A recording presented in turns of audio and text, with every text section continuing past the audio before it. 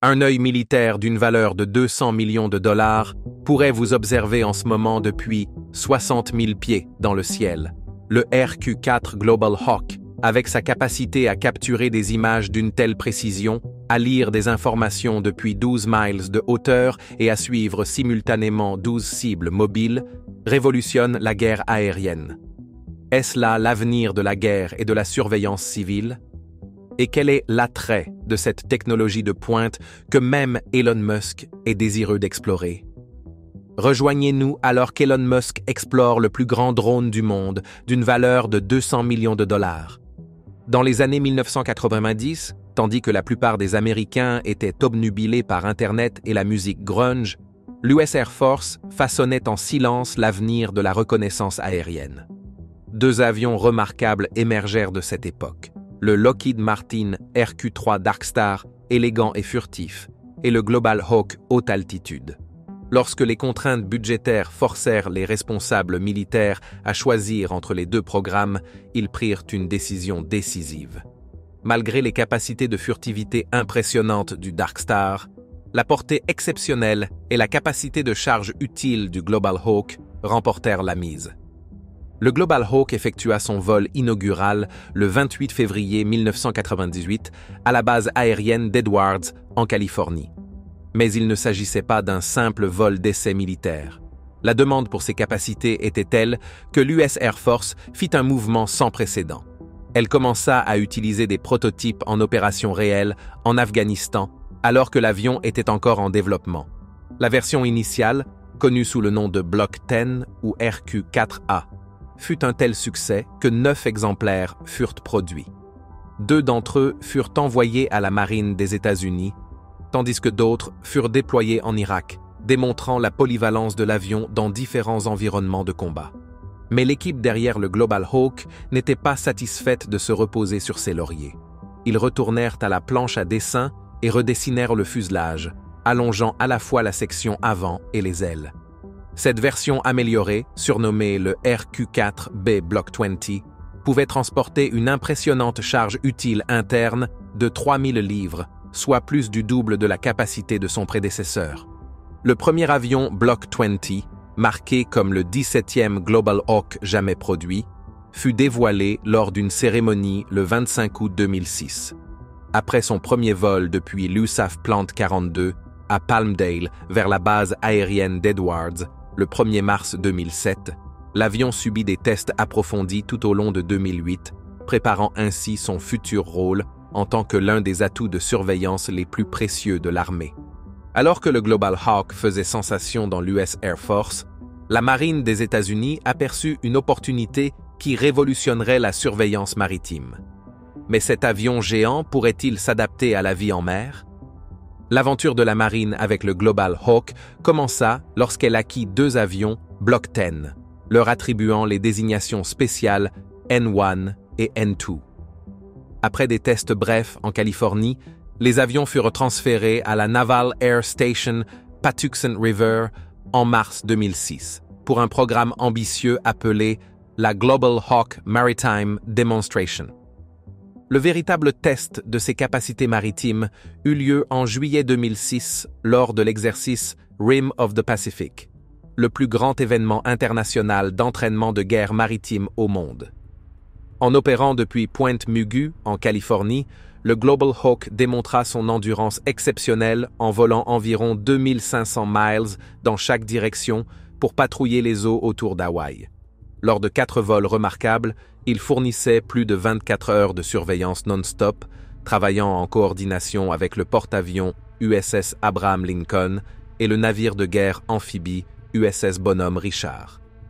La marine fut tellement impressionnée par les performances du Global Hawk qu'elle décida de développer sa version spécialisée. En 2008, elle attribua à Northrop Grumman un contrat d'1,160 milliard de dollars pour créer ce qui deviendrait le MQ-4C Triton. Cette nouvelle version n'était pas simplement une copie de son cousin de l'US Air Force.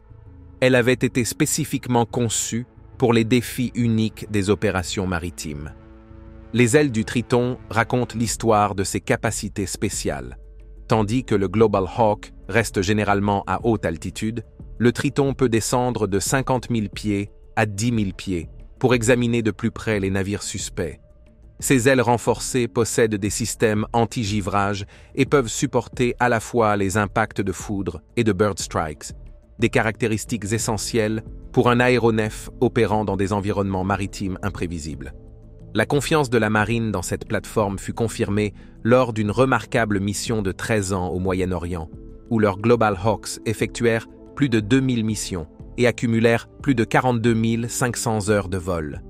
Ce succès ouvrit la voie au Triton pour devenir la plateforme de surveillance maritime de premier plan de la marine. Après avoir prouvé sa valeur dans les opérations maritimes, le programme Global Hawk rencontra sa propre tempête. Mais la montée en flèche des coûts et les batailles budgétaires allaient-elles clouer cet avion révolutionnaire au sol avant qu'il n'atteigne son plein potentiel? À la mi-2006, les avertissements retentirent à Washington. Le coût par avion avait augmenté de 25% par rapport aux estimations initiales, principalement en raison des améliorations de conception nécessaires et des mises à niveau des capacités. Le Congrès commença à se demander si les bénéfices en matière de sécurité nationale du programme pouvaient justifier l'augmentation de son coût. La situation devint si sérieuse que l'ensemble du projet risquait d'être annulé. L'Air Force a répondu en restructurant le programme en juin 2006. Ils ont repoussé de 2 ans la réalisation d'un rapport crucial sur l'évaluation opérationnelle et prolongé les délais de production jusqu'en 2015. Mais les défis ne se sont pas arrêtés là. En février 2011, l'Air Force réduisit de moitié son achat prévu d'avions avancés Block 40, passant de 22 à seulement 11 pour maîtriser les coûts. Un tournant majeur survint en juin 2011 lorsque le secrétaire à la Défense fit une déclaration audacieuse. Le Global Hawk était critique pour la sécurité nationale. Les chiffres confirmaient cela. Il coûtait 220 millions de dollars de moins par an à opérer que le légendaire avion espion U-2 pour des missions comparables. De plus, le Global Hawk pouvait transporter des capteurs que l'U-2 ne pouvait pas gérer simultanément. Entre 2010 et 2013, le programme réussit un redressement remarquable. Le coût par heure de vol chuta de plus de 50%, passant de 40 600 dollars à 18 900 dollars. Cette réduction spectaculaire était en partie due à une utilisation accrue. En 2018, l'Air Force avait reçu 287 des 366 avions commandés, avec des projets d'acquérir éventuellement 433 Global Hawks, y compris pour des ventes militaires à l'étranger. Cependant, en juillet 2022, une annonce surprenante révéla des plans pour retirer le Global Hawk d'ici 2027, bien avant qu'il n'explore de nouveaux rôles dans les essais de missiles hypersoniques et autres technologies avancées. Alors que les batailles budgétaires faisaient rage à Washington, la véritable histoire de la puissance du Global Hawk résidait dans sa suite extraordinaire de capteurs et de systèmes. Mais qu'est-ce qui rend exactement ce drone géant l'un des yeux les plus sophistiqués du ciel? Au cœur des capacités du Global Hawk se trouve son système de capteurs intégrés, un ensemble d'outils avancés qui fonctionnent ensemble comme un couteau suisse high-tech.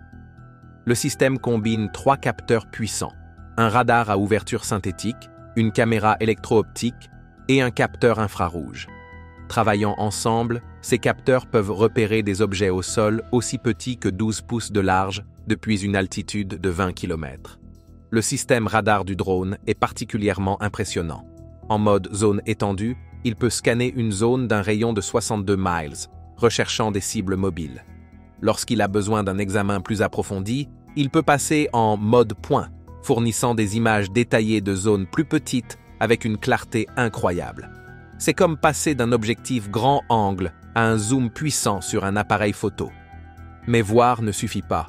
Le Global Hawk doit partager ce qu'il découvre. C'est là que ces systèmes de communication sophistiqués entrent en jeu. En utilisant des liaisons satellites militaires et des stations au sol, il peut transmettre des données en temps réel aux commandants et analystes partout dans le monde.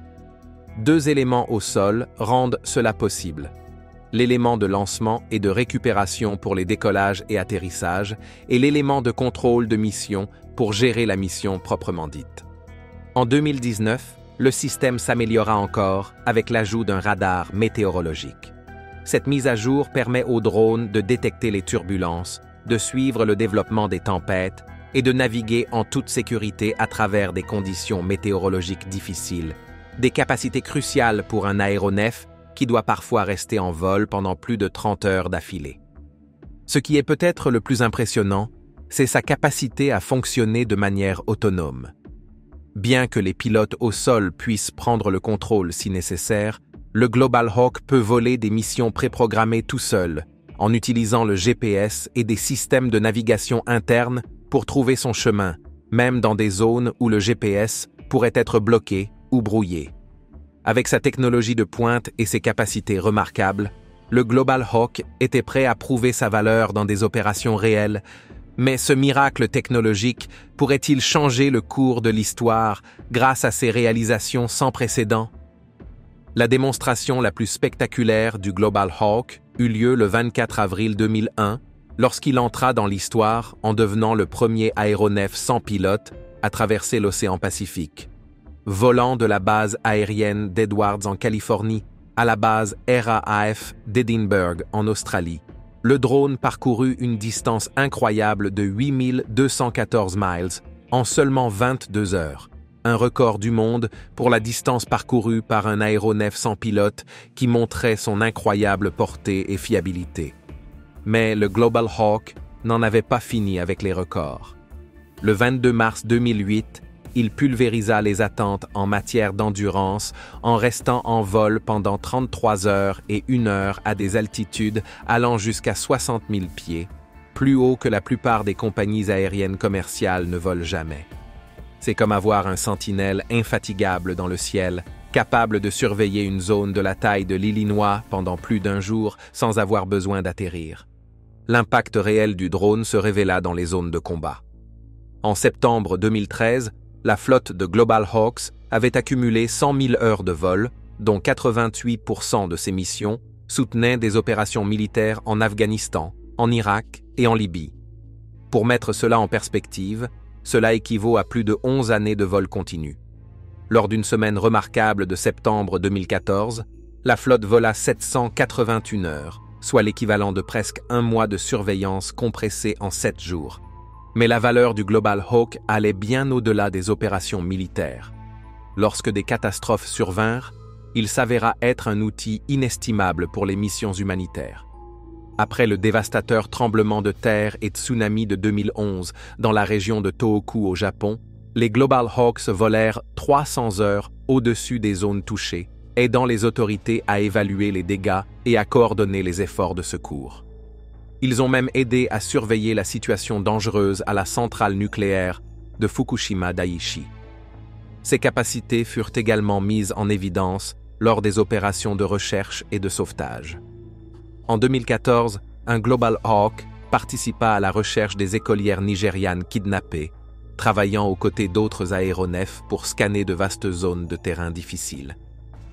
Lors de l'ouragan Earl la même année, ces drones fournirent des données cruciales sur le développement et le mouvement de la tempête, aidant les météorologues à faire des prévisions plus précises.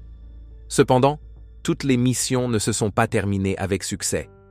En juin 2019, les tensions ont considérablement augmenté lorsque l'Iran a abattu un Global Hawk de la marine des États-Unis au-dessus du détroit d'Ormuz. Alors que les États-Unis soutenaient que l'avion se trouvait dans l'espace aérien international, l'incident a mis en lumière les risques auxquels ces précieux appareils sont confrontés dans des régions contestées. La mission de combat la plus longue jamais effectuée par un Global Hawk a duré 32 heures et demie, soit presque 1 jour et demi de fonctionnement continu. Cette endurance incroyable, combinée à sa capacité à opérer dans divers environnements et missions, a établi le Global Hawk comme l'une des plateformes de surveillance les plus polyvalentes et les plus performantes jamais créées.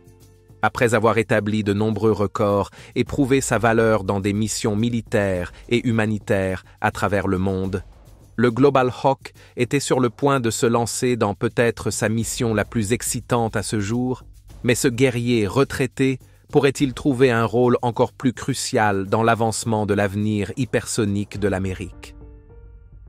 Le Range Hawk est une transformation fascinante du Global Hawk qui donne une seconde vie aux drones militaires retirés en testant les missiles les plus récents et les plus rapides de l'Amérique. Le Test Resource Management Center du département de la Défense a conçu un plan ingénieux. Au lieu de laisser ces avions sophistiqués prendre la poussière, pourquoi ne pas les utiliser pour suivre et surveiller les missiles hypersoniques? Actuellement, tester des armes hypersoniques nécessite des navires spécialement équipés. Il faut environ 3 semaines pour positionner et préparer un navire pour un test, ce qui limite le programme à environ 12 tests par an. Mais le programme Range Hawk vise à changer cela de manière spectaculaire.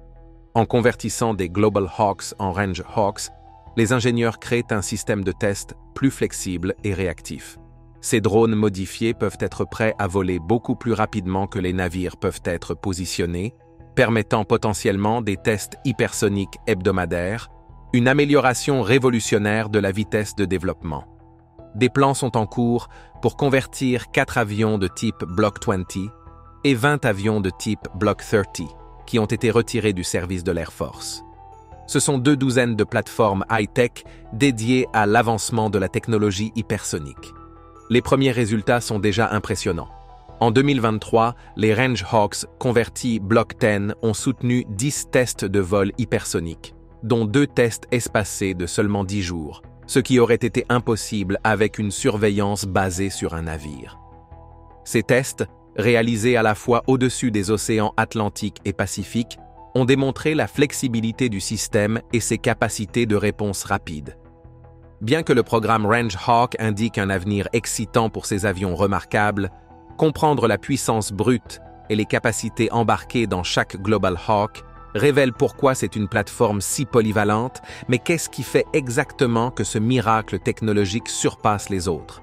À première vue, les dimensions du Global Hawk sont stupéfiantes.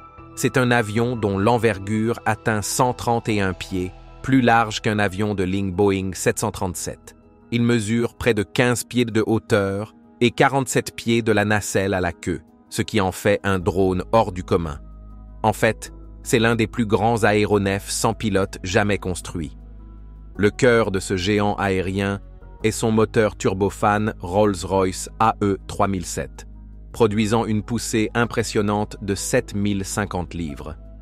Considérez cela comme ayant la puissance de 7 voitures de sport haute performance intégrées dans un seul moteur. Ce moteur permet au Global Hawk de grimper à des altitudes de 60 000 pieds, soit plus de 11 miles de hauteur, là où l'air est si rare que la plupart des avions ne peuvent pas voler. Malgré sa taille massive, une ingénierie astucieuse permet à l'avion de rester relativement léger. Le fuselage est construit en aluminium selon un design semi-monocoque, une manière sophistiquée de dire qu'il ressemble à une coque solide qui répartit le poids et les forces de manière uniforme. Les ailes sont fabriquées à partir de matériaux composites avancés, similaires à ceux utilisés dans les voitures de course de Formule 1, offrant de la résistance tout en gardant le poids faible. En ce qui concerne la capacité de charge, le Global Hawk est un champion poids lourd dans le monde des drones. Le RQ-4B peut transporter jusqu'à 3000 livres de charge utile interne. C'est à peu près le poids d'une petite voiture, tout en ayant encore de la place pour 4000 livres de carburant. Cette combinaison lui permet de rester en vol pendant jusqu'à 32 heures, tout en transportant une charge complète d'équipements de surveillance. La vitesse n'est pas non plus sacrifiée. Le Global Hawk peut voler à une vitesse de croisière d'environ 310 miles par heure, tout en opérant à son altitude typique de 65 000 pieds. À cette hauteur, il peut surveiller une zone de la taille de la Corée du Sud en seulement 24 heures, capturant des images si détaillées qu'elles peuvent identifier des objets aussi petits qu'un ordinateur portable au sol. La dernière version, le MQ-9B Sky Guardian, pousse encore ses capacités plus loin.